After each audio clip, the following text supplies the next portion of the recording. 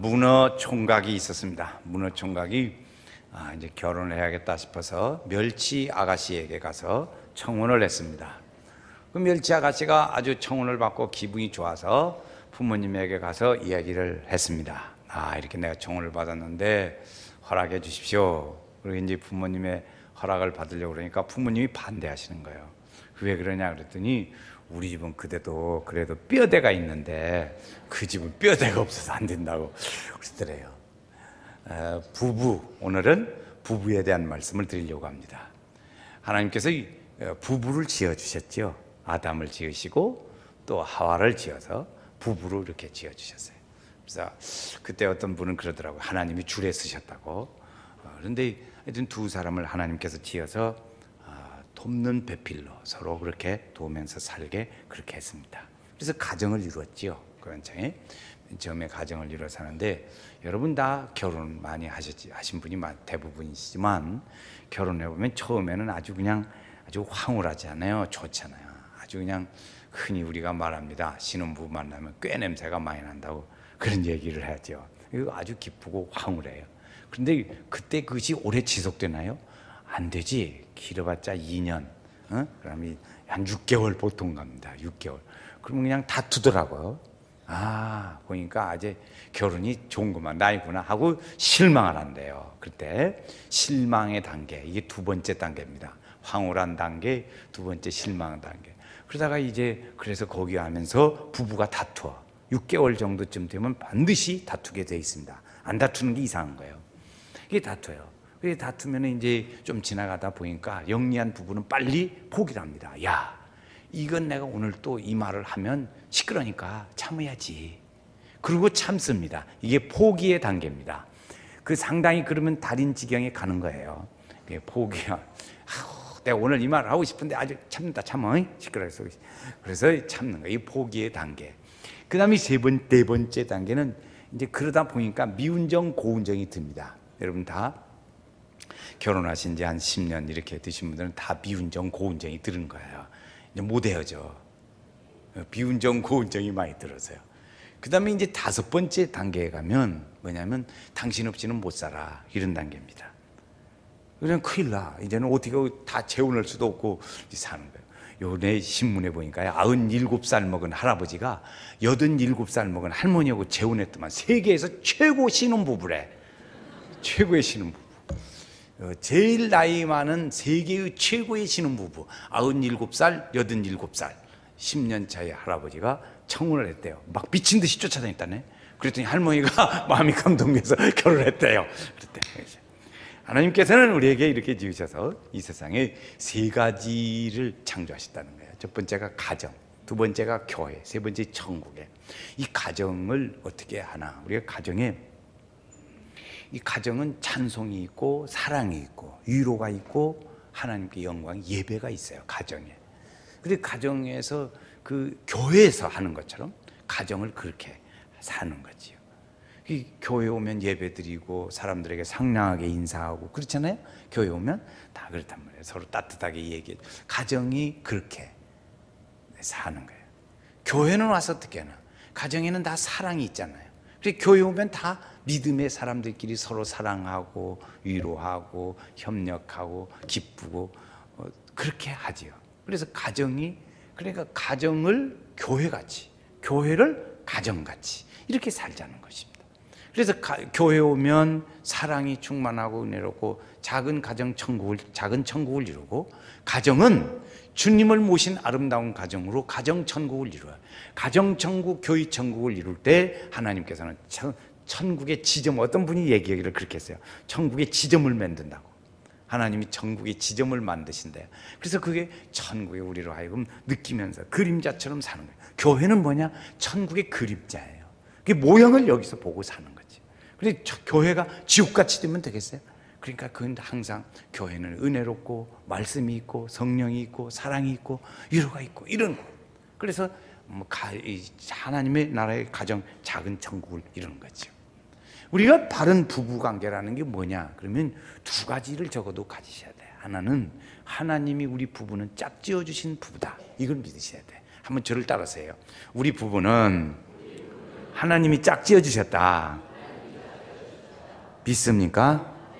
아이고, 그 왼수 같은 사람 어떻게. 그래서 요 근래 이 얘기를 들어보니까요, 제일 미워하는 사람이 누구냐? 부부라네. 어찌다가 그렇게 됐을까? 그래서 그러지 마셔야 돼. 그래서 하나님이 우리 부부는 우연히 어떻게 지나가다 만나가지고 사는 게 아니고 하나님이 짝 지어주신 것이다. 하나님이 지어주신 거예요. 그래서 우리로 하여금 가정을 이루게 하셨고, 하나님께서 그 가정을 그렇게 해서 에덴 동산에서부터 만드셨고, 그 가정을 서로 도우면서 살으라고 돕는 배필로 허락해 주셨어요, 이 가정. 그래서 우리 가정은 좀 마음에 안 드는 부분도 있지. 뭐 나는 뭐 다 상대방에게 마음에 드나? 똑같아요. 마음에 안 드는 부분도 있어. 뭐 오래 살아도 그러더라고. 나이가 들어갈수록 더 찌그락짜그락 노인들이 싸우고. 그런데 재밌는 건요, 노인들어서 그렇게 막 이렇게 막 긴장 관계를 그렇게 가지에 치매 안 걸리고 오래 산대. 그런 얘기를 들었어요. 그런데 이제 그렇게 해서 하나님이 우리 부부를 짝지어 주셨다, 그런 거지요. 또 하나는 자기 의무를 다하라는 거예요. 남편의 의무, 아내의 의무. 남편은 남편으로서의 자기 위치를 가지고 자기 해야 할 일, 아내는 아내의 위치를 가지고 자기 해야 할 일을 다 하라는 거죠. 의무를 하라는 거죠. 권리는 조그만하게 보이고 의무는 크게 보이고, 그래서 부부가 바른 부부가 되려면 그렇게 한다 하는 거죠. 저는 지난 주간 중에 70세 된 부부를 만났습니다. 만나본 일이 있어요. 근데 70세 된 부부가, 그 할머니가 하는 얘기예요. 나는요, 내 생명은, 나의 삶은 우리 신랑에게 다 달려 있습니다. 아주 이쁜 말을 해. 신랑이 옆에 있는데, 신랑이 좋아가지고 아무 말도 안 해. 할아버지가 금년 몇 세지냐니까 70세래. 근데 할머니가 아주 할아버지 듣기 좋은 말만 그냥 온갖 골라서 다 얻으만. 그랬어. 제가 옆에서 그러니까 닭살 돋는다 그랬어요. 그래 이제 그렇게 쫙 나는 우리 신랑이 없으면 못 살고, 신랑이 있어야 나는 살고, 내 운명은 신랑에 달려 있어. 막 그런. 근데 할아버지가 좋아가지고 이렇게 있었죠. 그게 왜 그런가 그랬더니, 그 할아버지가 건강하게 부부가 살다가 그 할머니가 이렇게 갑자기 몸이 반신불수가 왔어요. 중풍도 아닌데 반신불수가 왔대요. 그래가지고 대소변도 받아내고 그런 사람. 그냥 할아버지가 직장 다 그만두고 모든 걸 그만두고 아내만 간호를 했어요. 그래서 그 간호를 해가지고 할머니를 어느 정도까지 했냐면, 일어나서 걸어서 공원도 돌아다니고 운동도 하고 같이 걷고 돌아다닐 수 있게 그랬어요. 그런데 다행인 것은 보니까 그 할머니가 그렇게 아팠는데 이 말을 잘 안 하는 내성적인 성격인데, 이분이 병이 나면서부터 무엇으로 바뀌어졌냐면 말을 쉴 새 없이 말을 하는 거예요. 그러니까 자녀들이 우리 어머니는 좋은데 병나더니 어떻게 말이 많아졌나 모른다고, 그런 정도예요. 그러니까 그 할머니가 말을 통해서 이 스트레스를 푸는 거예요. 말을 못하고 듣기만 하면 이 속에 쌓여가지고 힘든데, 이 말을 하니까 이것이 풀어지는 거예요.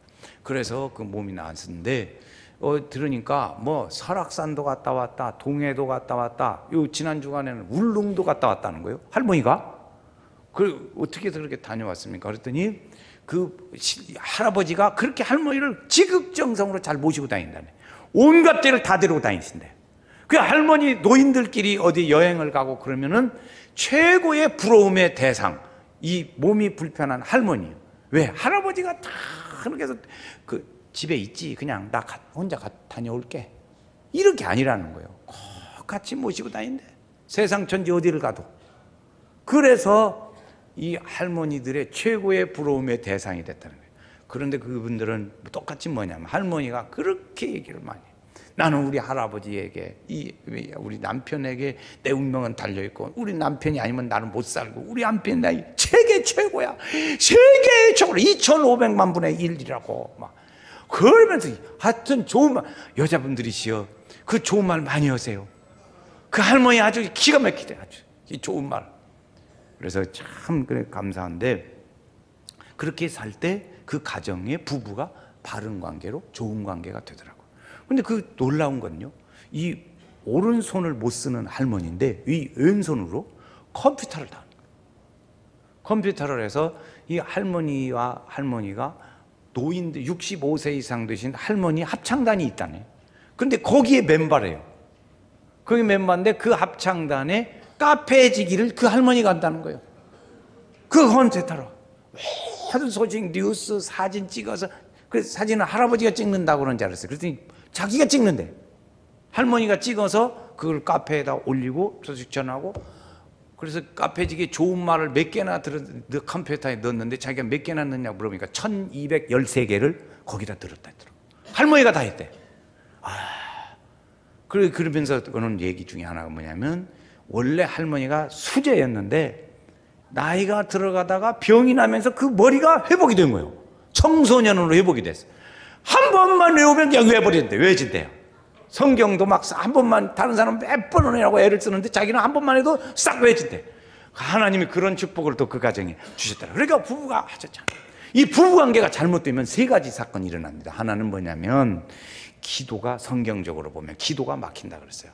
너희 기도가 막히지 아니하게 하려 함이라. 그래서 부부가 서로 사랑하라 그랬습니다. 하나님은 우리가 기도되지 않을 만큼까지 갈라서 있는 것을 하나님은 기뻐하시지 않습니다. 우리 가정에 기도해. 부부가 뭐 생전 가야 기도 안 하는 사람이야 별 문제 없겠지만, 우리 믿음의 사람은 기도를 해야 살잖아요. 그래, 성가대만 아멘이네. 아주 기도해야 살잖아요. 그런데 기도가 막히면 되겠어요? 부부간에 싸우고 교회 와서 얼마야 눈물밖에 터내냐. 그래도 좋은 일이에요. 어쨌든 이 부부의 사이의 일들이 불편한 부부가 되면 기도가 막힙니다. 두 번째, 이 자녀에게 문제가 생깁니다. 경건한 가정에서 경건한 자녀가 나온다. 베드로서에 주신 말씀이에요. 그래서 우리 가정의 대부분의 청소년의 문제는 부모가 잘못됐을 때 청소년 문제가 생기잖아요. 우리가 다 아는 얘기죠. 세 번째의 문제는 뭐냐면, 이렇게 이제 기도가 막히고 자녀 문제고, 세 번째는 마귀가 튼탑니다. 그 가정에 마귀가 튼탑. 그러니까 성경에 보면 기도할 때에도 분방하지 말라 그랬어요. 합의해서 분방하고 다시 합해라 그랬어요. 너희가, 마귀가 그랬어요. 거기 성경 말씀에 보면 마귀가 사탄으로 너희를 시험하지 못하게 하려 함이라.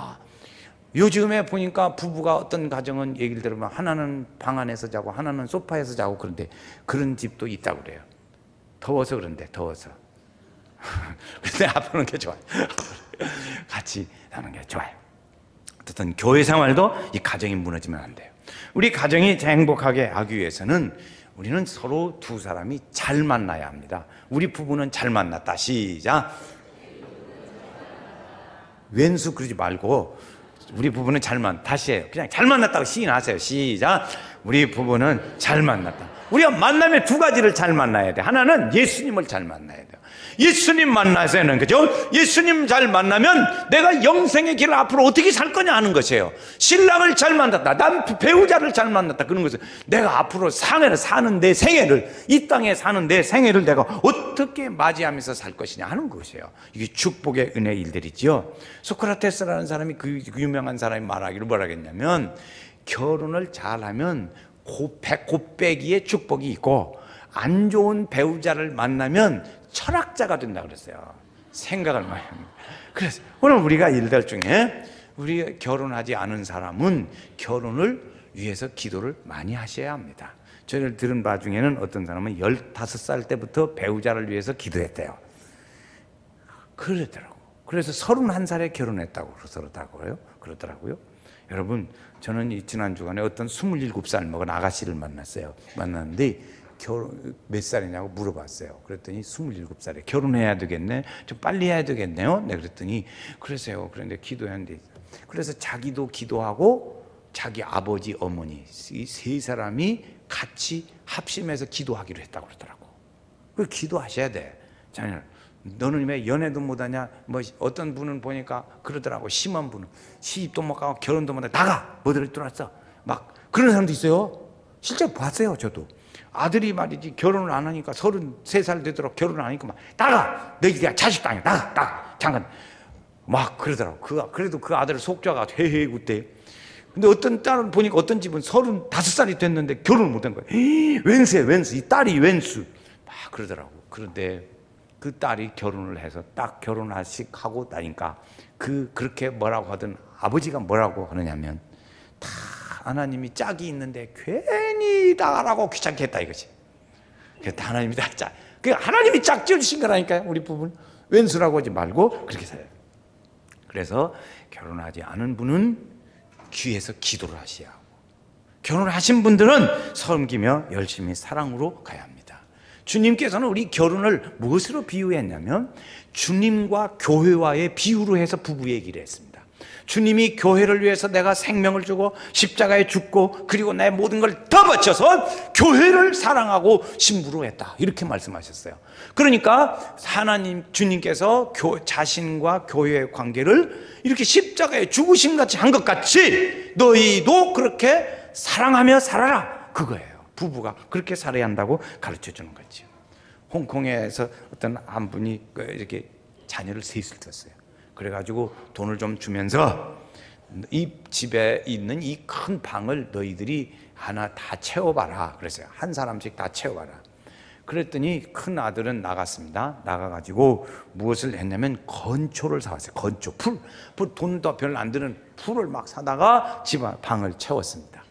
둘째 아들은 그 돈을 가지고 가서 솜을 사가지고 와서 그 방을 채웠습니다. 셋째 아들은 돌아오면서 좀 아버지한테 미안하다고 그러면서, 아버지 내가 지나가는데 어떤 어려운 사람이 있길래 그런 반지를 딱 띄어서 그 사람 주고 나머지 그런데 나는 뭘로 채울 것도 없고 그래가지고 초를 하나 사왔습니다. 초. 그래서 초로 불을 쫙 켜니까 불빛이 환해서 그 가정을 다 채웠다, 그런 방을 다 채웠다는 얘기였습니다. 이 우리나라에 토리라는 신부가 있어요. 신부. 우리나라에 오래 살고 기도 많이 하신 분으로 아주 유명한 분입니다. 그런데 그분이 이제 한국에 오래 살고 한국말도 잘하세요. 그런데 이분이 이제 마치면서 이제 한국 사람들을 만난 정리를 하는 겁니다. 그런데 한국의 남자들은 말이죠, 다 똑똑한 것 같은데 다 여자한테 꽉 쥐어갖고 산다고, 그리고 결론을 내리고 갔어요. 그 신부가. 그렇습니다. 오늘 이 아내가 어떻게 살아야 하냐, 아내는 어떻게 살아야 하냐, 아내가 할 일 중에 두 가지만 말씀드리겠습니다. 하나는 남편을 존경하라 그랬습니다. 오늘 33절 말씀 보세요. 33절 제가 앞에 읽습니다. 그러나 너희도 각각 자기 아내 사랑하기를 자신같이 하고, 시작. 아내도 그 남편을 존경하라. 존경하라. 이 가정의 원리입니다. 가정의 원리. 가정의 원리는 남편이 사랑한다는 말 하도 많이 들었으니까 이제 아내가 할 일 중에 하나는, 아내라는 말을 순종하라는 말만 직설하게 들었어요. 우리가 많이 들었어요. 근데 순종하라는 것보다 오늘 말씀에 의하면 존경하라는 거예요. 존경하라.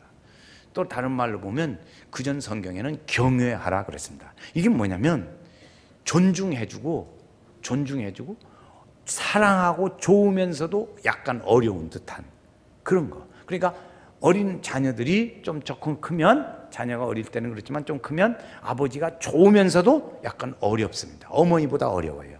그런 느낌이지. 그러니까 아내는 남편을 존중해서 이렇게 세워주라는 거죠. 세워주라. 존중해줘야 합니다. 이 존중을 남자는 받고 싶어 합니다. 아내한테 존중을 받아야 돼. 남자가 존중을 못 받으면 아주 싫어해요. 아주 싫어해요. 그러니까 자기 남편을 아내가 존중하지 못한다. 그 여자는 뒷조사를 해봐야 돼. 뒷조사를 해봐야 돼. 왜? 어느 남자를 존중하는가? 그래서 조사를 해봐야 된다. 왜? 자기 남편을 존중해야 합니다. 자기 남편을 존중하지 않는 사람은 자기 그 가정의 삶이 안 되는 거죠. 그래서 이제 꼭 존중해야 합니다. 아내는 뭐 하냐? 아름답게 꾸미라는 거야. 아름답게 꾸미라.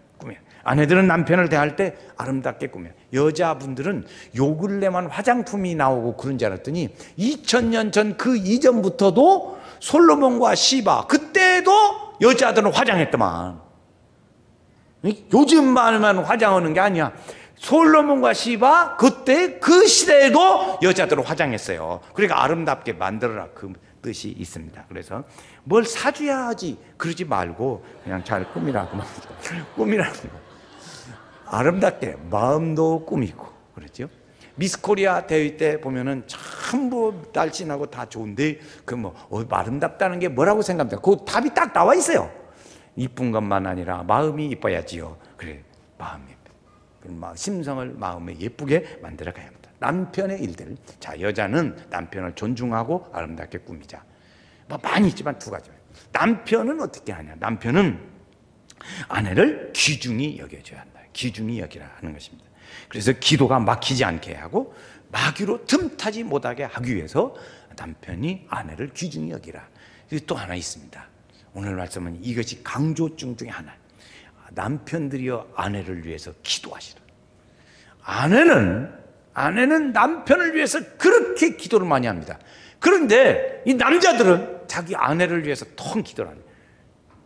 손들어 보라고 했으면 좋겠는데, 남자들이 아내를 위해서 기도하죠. 남자들만 큰 소리를 한번 해요. 여자들이 아멘을 할 수 있도록 남자들만 아내를 위해서 기도하자. 시작. 이쪽만 하네.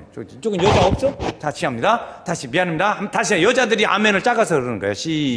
남자 아내를 위해서 기도하. 시작. 그렇지.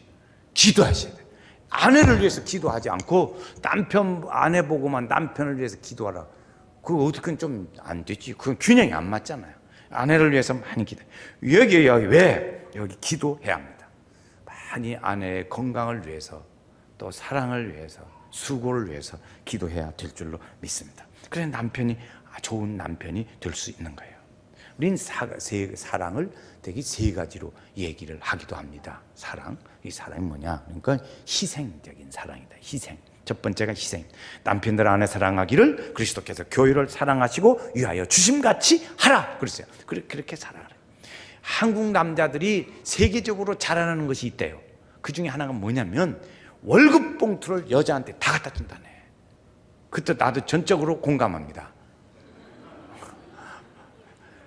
미국 사람들이 그것이 서양에서 온 것 같은데, 그 미국 사람들도 그러면 남자들이 전부 그 여자한테 다 갖다 주냐? 그래 않는데요. 그래 않는다. 우리 자녀도 둘만 낳자 할 때 미국 사람들은 다 둘 낳는 줄 알았어요. 그랬더니 미국 선교사들 보니까 막 5도 낳고 6도 낳고 그러더라고. 근데 우리는 둘만 낳자 그때 그랬어요. 근데 요새는 좀 달라졌지만, 그래서 그와 같이 이 월급 봉투 제일 잘 갖다 주는 게 한국 사람이래요. 신혼 때 남자가 안 갖다 줘봐요. 그러면 신부가 막 온갖 최고선을 다해서 그걸 쟁취하려고 노력을 합니다. 그리고 막 조정을 받아. 뒤에서 언니가 야 신혼 때 잡아야 한다. 그래서 그거 가르쳐. 그 조정을 다 받아. 그래가지고 해야 합니다. 그래서 여자분들은 그게 행복한지 하셔야 돼. 감사하셔야 합니다. 그래서 이제 갖다 줍니다. 요즘에 남자들은 천짜 안 싫어. 그거 월급 봉투 받아다가 줄 때 이 떳떳하고 큰 소리 한번 치는데 그것도 못하고 어디로 들어가 버려. 그러니까 뭐 그것도 못하고 참 안쓰러운 줄 아셔야 돼. 월급 받는 날은 아내들이여 남편들에게 밥이라도 좀 잘 따뜻하게 지어 주시옵소서. 그러죠. 하나님의 이 사랑 중에 목표가 있습니다. 두 번째 희생이고 사랑에는 목표가 있어요. 하나님이 우리를 사랑하라고 하는 것은 목표가 있어요. 그 목표가 뭐냐면 오늘 말씀 읽은데 그 앞에 가면은 27절에 가면 거룩하고 흠이 없게 하려 하심이니라, 그런 말씀이 있어요. 거룩하고 흠이 없게. 그게 사랑의 목표입니다. 주님이 우리에게 사랑하라고 하는 것의 목표. 그게 영광스러운 교회로 같듯이, 그래서 주님은 우리에게 물로 씻으시고 말씀으로 거룩하고 깨끗하게 하시고 오늘 우리를 거룩하게 했어요. 그 하나님은 그때의 성경에 보면 물로 씻고 말씀으로 거룩하게 하고 그렇게 한 그것이 지금도 진행형. 지금도 진행, 앞으로도 진행형. 미래 진행형입니다. 미래 진행형. 그래서 그 말씀은 계속해서 하나님이 우리를 그렇게 만들어 가시. 그래서 우리로 하여금 목표가 있게. 그래서 티도 없이 흠도 없이 이렇게 가정을 가게 하십니다. 세 번째는요, 이 사랑이라는 게 희생과 그 다음에 목표가 있고, 세 번째는 보양을 한다는 거죠. 보양. 거기에 바로 우리 앞에 읽은 말씀, 29절, 바로 그 앞에입니다. 길어서 오늘 안 읽었는데, 29절 말씀해 보면, 오직 양육하여 보호하기를 그리스도께서 무엇이? 교회를 보양함 같이 하라 그랬어요. 보양 먹이라는 게 아니에요. 여기 보양하라는 게 뭐냐, 보양이라는 게 뭐냐면, 자기 자신을 돌보잖아요. 자기 자신을 돌봐. 눈에 멋이 티끌이 들어갔다. 불이 번쩍 나잖아요. 그럼 막 다 필요 없어. 내려놓고 막 눈 만지느라고 해야 되냐. 그렇죠? 보호해. 자기를 보호하는 거예요. 배고파. 그럼 뭔가 막 먹으려고 막 먹고 싶어서 막 먹을 거 찾아요. 그렇죠? 그렇지. 그렇게 우리가 찾는 거예요. 목이 말라. 목말라지. 그럼 막 냉장고 문 열고 막 어디서 물 먹으려고 찾잖아요. 왜 그래? 자기 몸을 보호하려고. 이렇게 보양하는 것과 같이 아내도 보양하고 사랑하는 것이다. 이렇게 하는 것이죠. 오늘 이렇게 부부를 하나님께서 지어주시고 우리 가족의 자녀를 낳고 하나님께서 이렇게 주셨는데, 오늘 두 가지, 마지막 결론에 두 가지를 말씀을 드리려고 합니다. 하나는 부부간에 이렇게 사시는데, 오늘 부부에 대한 말씀이니까 부부가 사는데 서로 존중하면서 질서를 지키자는 거예요. 부부가 아내가 남편을 깔아뭉개지 말고 무시하지 말고, 남편도 아내를 무시하지 말아라. 무시하지 말고 존중해 세워주라는 거지. 이게 세워줘야 돼. 그래서 아내도 남편도 아내를 서로 존중하고 세워줘라. 이것입니다. 첫 번째 이것이. 그래서 그 가정에 여러분 무시당할 때, 아내가 또는 남편이 나를 제3자가 있을 때 또는 대화 중에 무시하는 것 같다. 그럼 아주 기분이 나쁘잖아요. 그렇죠? 그 기분 좋을 사람이 어디 있어? 나를 아주 무시하세요. 남편이시여 아내시여 나를 무시해 주시옵소서. 그런 사람이 어디가 있어요? 왜 그래? 그리고 바로 튀는. 그러니까 서로 존중하고 아껴줘야 돼. 이게 부부간의 예죠. 이게 부부의 대화. 부부의 대화도 아주 사소한 일 하나, 대꾸하는 말 대꾸하는 거 하나 자체에서도 이거 존중해야 합니다. 그래서 부부싸움이 왜 일어나요? 여러분 실제로 보면 부부싸움에서 뭐 다른 사람하고 좋아했다, 무슨 뭐 집을 부둔했다, 그런 거 갖고 싸웁니까? 안 해요. 그런 거 갖고 안 싸워. 조금 하는 말, 왜 말을 그렇게 해? 그래가지고 그런 거 가지고 싸우잖아요. 응? 사소한 거야. 그러니까 서로 존중하고 아껴주라는 거죠. 예, 존중해야 돼. 그래서 그렇게 옛날 우리 할아버지 할머니 시대는 그렇게 살아도 그냥 사는 걸로 했어요. 그러나 지금은 그렇게 안 돼. 지금 시대는 성경적이지 않아요. 서로 존중하고 아껴. 말 조심해. 내가 보니까 저는 보니까 그 여자분들은, 저도 참 이제 여자하고 살지만 그 여자는 신비하고 그렇게 다 유순하고 좋은 줄 알았어. 그랬더니 보니까 그런 것만 다 아니더만, 여자가 성질이 급할 때는 아주 보통 남자보다 더 급해. 여기 여자분들이 있어, 성질 급한 여자들. 그러지 마시라고. 그리고 그냥 털털한 거, 이게 또 말할 수 없이. 집에서 옷 벗고 나갈 때 허물 벗고 나가는 사람 많다더만. 네. 우리 집은 그리 안 해. 그래, 우리 집은 허물 벗는 일 없어요. 그런데 그 여자도 보니까, 여자는 그래, 우리가 보통 할 때 다른 것 같은데, 이게 여자가 털털하면 보통 털털한 게 아니에요. 그러지 마시고 이렇게 존중하고 아끼자. 첫 번째입니다. 두 번째는 돕는 배필로 살자. 돕는 배필로 살자. 지난번에 말씀드렸어요. 지난 한 주간 동안 저도 이 말씀을 많이 묵상했어요. 한 주간 동안 이 돕는 배필로 살자. 바라는 배필로 살지 말고 돕는 배필로 살자. 바라는 배필로 살지 말고 돕는 배필로 살자. 그 뒤는 빼고 앞에는 빼고 뒷만 하자고요. 돕는 배필로 살자. 시작. 돕는 배필로 살자. 예, 돕는 배필로 살아야 돼요. 바라는 배필. 여러분 부부간에 해보세요. 부부간에 뭔 얘기를 하면 뭐 반찬을 좀 했죠. 갖다 주는 것이, 벌어다 주는 것이 있어야지. 뭐 이런 식으로. 그렇게 주는 것을, 당신이 나한테 뭐 해줬어? 뭐 생일도 해줬어? 뭐 결혼 기념 챙겨줬어? 안 챙겨줬어? 참 남자도 힘들어요. 생일하고 결혼 기념일 안 챙겨주면 6개월 동안 힘들어. 그것이 6개월. 그게 챙겨주냐 했는데, 어쨌든 그것이 이렇게 바라는 쪽으로 바라는 배필로 살지 마. 바라는 배필하면요, 맨 자기한테 안 해준다는 것만 시끄러요. 집안에서 대화 중에. 부부도 그렇죠. 살면서 우리 집사님들이나 우리 성도님들 부부간에 가만히 앉아서 이렇게 대화 자담하고 앉아서 얘기하는 걸 들어보면 여자들이 대부분 그냥 하는 얘기가 그거예요. 그냥 바라는 배필로 사는 거예요. 여러분 이거 그러면 안 돼. 이걸 바꾸자는 거죠. 저도 이번부터 바꾸자 하는 생각, 우리 성도들과 함께 돕는 배필로 살자. 돕는 배필은 어떻게 사는 거냐?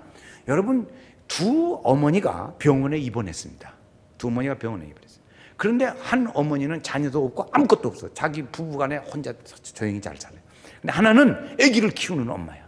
그러니까 그 엄마는 내가 빨리 나가서 얘기하는데 우리 애기 어떻게 사나, 먹는 걸 어떻게 하나, 세수는 어떻게 시키나, 목욕도 시켜야지, 장난감에다 다치지 않는가, 물은 어떻게 먹이는가, 간식은 어떻게 하는가, 막 그 엄마가 훨씬 빨리 회복이 된다는 거예요. 아무 걱정 없이 사는 그분의 걱정 없이 있는 병원에 입원해서 그분은 늦대 회복이. 아기가 있어가지고 막 얼른 가야 할 텐데 없으면 나 어쩔까. 그렇게 돕는 배필로 살아라는 거예요. 그렇게 돕는 배필. 아내가 남편이 나 없으면 우리 남편 어떻게 살지, 막 밥은 어떻게 먹고, 막 옷은 어떻게 오고, 막 오늘 아침에 어떻게 오고 나갔나 모르고, 그게 이제 아기 하듯이 그렇게 돕는 배필로. 남편은 어떻게 해요? 없으면 우리 남편 부인이 어떻게 살지, 막 오늘 어떻게 했나 모르겠네, 우리 막 그래, 그렇게. 이게 돕는 배필이라. 바라는 배필. 오늘 안 해주고 반찬도 그냥 한 가지. 3찬 일식인데 막 그것도 안 해주고, 막 그냥 갈 때 막 이렇게 나가는데 말이지 인사도 안 해주고 막 이렇게. 그렇게 하지 말고, 그건 바라는 거예요. 바라는 거. 돕는 배필. 그래서 그러니까 적어도 이렇게 질서를 지키고 존중하는 것. 나갔다가 들어오는 사람이 있으면 자기가 아무리, 여러분 우리가 생활해 자기가 전화를 받고 있어도요, 이렇게 우리가 세상을요, 이 존중하는 것 중에 자기가 전화를 하고 있는데 부부가 들어왔어요. 어떻게 해야 돼? 잠깐만 왔어, 인사하고 그다음에 여보세요 그래야지. 그리고 자기는 계속 하는 거야. 이거 존중하지 않는 거라고요. 그렇죠? 그거 우리가 사생활에 아무것도 아닌 것 같은데 그거 고쳐야 돼요. 그렇지 않게 여러분, 그런 거. 이렇게 우리가 그래서 서로 존중하고 세워주자. 두 번째, 돕는 배필로 살자. 그때 그 가정을 하나님께서 축복하시는 거예요. 거기에 은혜가 있어요. 그리고 돕는 배필로 그렇게 사는 집은 부부가 새벽기도에 나오더라고. 그리고 재밌어. 같이 나와 교회를. 그래, 은혜예요. 그래서 하나님의 은혜의 역사가 그 가정에 함께 하십니다. 오늘도 주님과 함께하는 우리 성도들의 축복의 은혜의 가정이 되시기를 주의 이름으로 축원합니다.